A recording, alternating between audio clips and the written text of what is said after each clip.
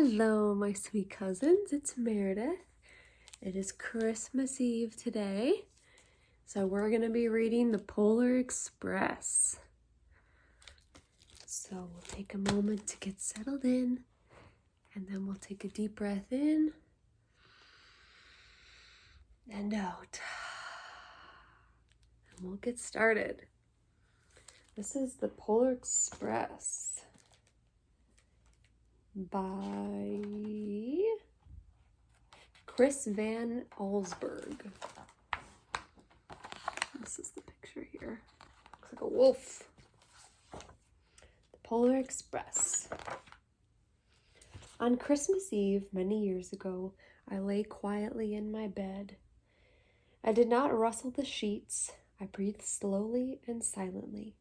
I was listening for a sound a friend had told me I'd never hear, the ringing bells of Santa's sleigh. There is no Santa, my friend had insisted, but I knew he was wrong. Late that night, I did hear sounds, though not of ringing bells. From outside came the sounds of hissing steam and squeaking metal. I looked through my window and saw a train standing perfectly still in front of my house. Peeking out the window. It was wrapped in an apron of steam. Snowflakes fell lightly around it. A conductor stood at the open door of one of the cars. He took a large pocket watch from his vest, then looked up at my window. I put on my slippers and robe. I tiptoed downstairs and out the door. "All aboard!" the conductor cried out. I ran up to him. "Well," he said, "are you coming?" "Where?" I asked.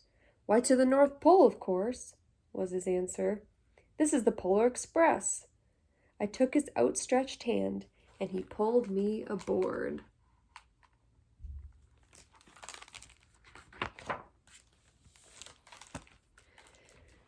The train was filled with other children, all in their pajamas and nightgowns. We sang Christmas carols and ate candies with nougat centers as white as snow. We drank hot cocoa as thick and rich as melted chocolate bars. Outside, the lights of towns and villages flickered in the distance as the Polar Express raced northward.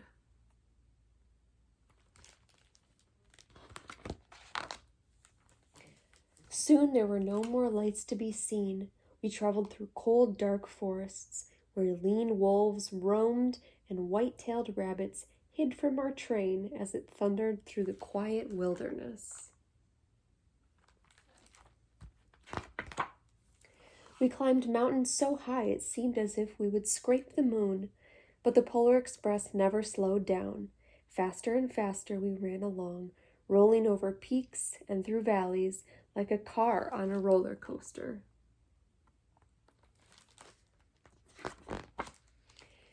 The mountains turned into hills, the hills to snow-covered plains. We crossed a barren desert of ice, the great polar ice cap. Lights appeared in the distance. They looked like the lights of a strange ocean liner sailing on a frozen sea. "There," said the conductor, "the North Pole." The North Pole.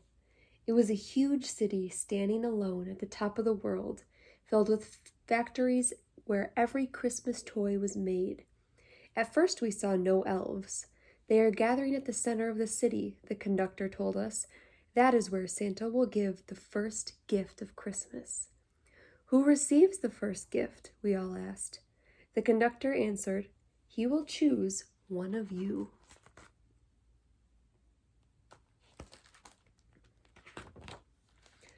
"Look," shouted one of the children, "the elves!" Outside we saw hundreds of elves. As our train drew closer to the center of the North Pole, we slowed to a crawl. So crowded were the streets with Santa's helpers. When the Polar Express could go no farther, we stopped and the conductor led us outside. All those little dots are the elves.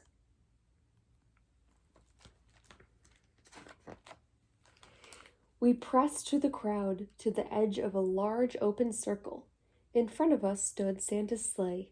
The reindeer were excited. They pranced and paced, ringing the silver sleigh bells that hung from their harnesses. It was a magical sound, like nothing I'd ever heard. Across the circle, the elves moved apart, and Santa Claus appeared. The elves cheered wildly.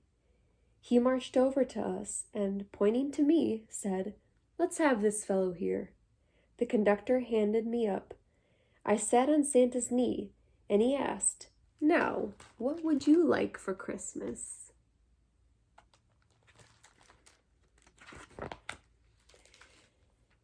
I knew that I could have any gift I could imagine, but the thing I wanted most for Christmas was not inside Santa's giant bag. What I wanted more than anything was one silver bell from Santa's sleigh. When I asked, Santa smiled. Then he gave me a hug and told an elf to cut a bell from a reindeer's harness. The elf tossed it up to Santa. He stood holding the bell high above him and called out, "The first gift of Christmas."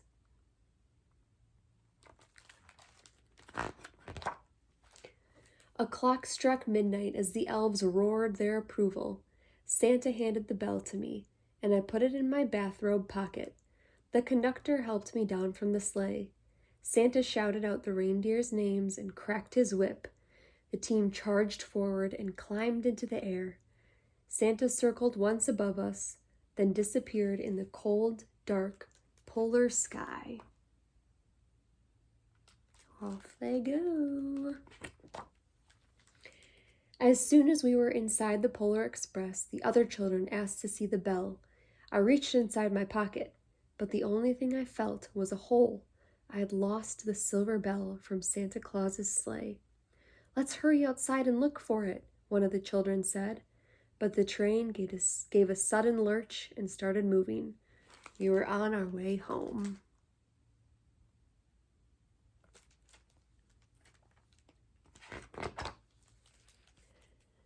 It broke my heart to lose the bell. When the train reached my house, I sadly left the other children. I stood at my doorway and waved goodbye. The conductor said something from the moving train, but I couldn't hear him. "What?" I yelled out. He cupped his hands around his mouth. "Merry Christmas!" he shouted. The Polar Express let out a loud blast from its whistle and sped away.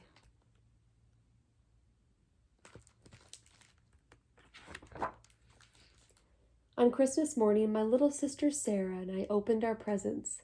When it looked as if everything had been unwrapped, Sarah found one last small box behind the tree. It had my name on it. Inside was the silver bell. There was a note. "Found this on the seat of my sleigh. Fix that hole in your pocket. Signed, Mr. C." I shook the bell. It made the most beautiful sound my sister and I had ever heard. But my mother said, "Oh, that's too bad." "Yes," said my father, "it's broken." When I'd shaken the bell, my parents had not heard a sound.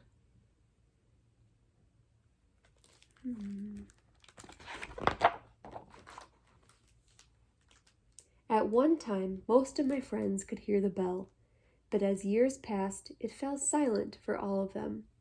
Even Sarah found one Christmas that she could no longer hear its sweet sound. Though I've grown old, the bell still rings for me, as it does for all who truly believe. The end. Merry Christmas, you guys.